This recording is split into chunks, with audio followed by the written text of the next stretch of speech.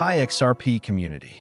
Today, we have major updates involving Stripe, which is working closely with XLM and XRP, along with important developments related to Hedera hash graph and real-world asset tokenization. These are crucial updates, as they could significantly impact the adoption and integration of XRP in the financial system. The CEO of Stripe recently testified before the U.S. Congress, drawing a parallel between stablecoins and the petrodollar, emphasizing their role in reinforcing the dominance of the U.S. dollar in global finance. The significance of this statement lies in how it aligns with the ongoing transformation of the financial sector, which is transitioning toward blockchain-based settlements and digital asset transactions. The petrodollar system has been fundamental to global trade, as most oil contracts are settled in U.S. dollars. Now, with the rise of blockchain and digital assets, there is speculation that stablecoins and XRP could play a central role in facilitating cross-border transactions more efficiently than the traditional system. Given that Ripple Dollar, XRP-based stablecoin, is regulatory compliant and institution-focused, it is well-positioned to handle these high-value transactions.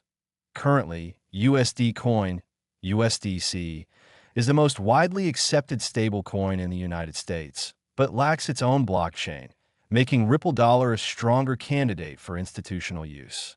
If stablecoins become the preferred method for settling oil contracts, this could push XRP into a key role within global trade settlements. Stripe's involvement in blockchain payments is another key factor.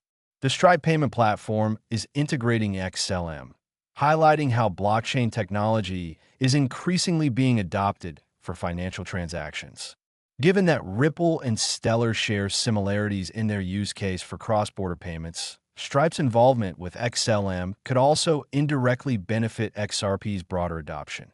Additionally, Caroline Butler, CEO of digital assets at BNY Mellon, recently testified before Congress, stating that traditional banks are committed to blockchain integration to help shape the future of finance. BNY Mellon currently processes 2.4 million payments per day across multiple payment networks, making their adoption of blockchain technology a major milestone for the industry. The BNY Mellon had already tested Ripple's proof of concept, POC, for settlement efficiency, where XRP served as the intermediary bridge asset. This means that Ripple Ledger is actively being explored as a potential solution for high-volume institutional transactions, solidifying its position in institutional finance. The numbers speak for themselves. If 100 banks adopted XRP Ledger for settlement, processing payments similar to BNY Mellon, we would see an estimated $200 billion per day moving through Ripple's blockchain.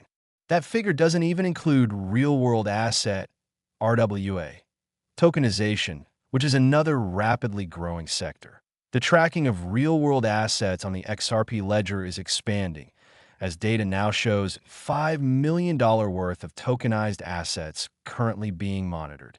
This confirms that XRP is at the center of the growing tokenization industry, which includes stablecoins, tokenized treasuries, commodities, and real estate. A breakdown of current tokenization efforts highlights major players adopting Ripple's technology for various use cases.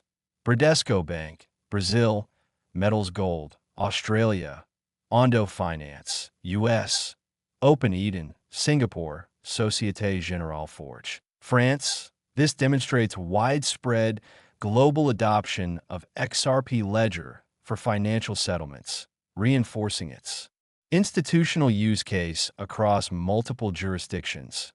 Meanwhile, Ripple and Hedera Hashgraph have been confirmed as key participants in the upcoming Digital Euro Conference, scheduled for March 27th.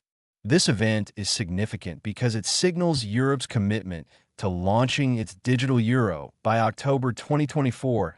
Europe's central banking system is exploring multiple blockchain-based solutions, and Ripple has emerged as a strong candidate due to its efficiency in handling cross-border transactions. The conference will bring together key financial institutions, including SWIFT standard, Charter DZ Bank, the European Central Bank, the European Commission. This suggests that Ripple and XRP are being seriously considered for major financial infrastructure developments. Additionally, it's worth noting that Circle's USDC stablecoin is also involved in discussions but lacks its own blockchain, meaning it cannot compete directly with Ripple's native technology. As stablecoins become more regulated and integrated into financial markets, XRP's role as a settlement bridge will likely expand further. With Europe finalizing its digital euro strategy, we're getting closer to seeing which blockchain will be chosen for its implementation.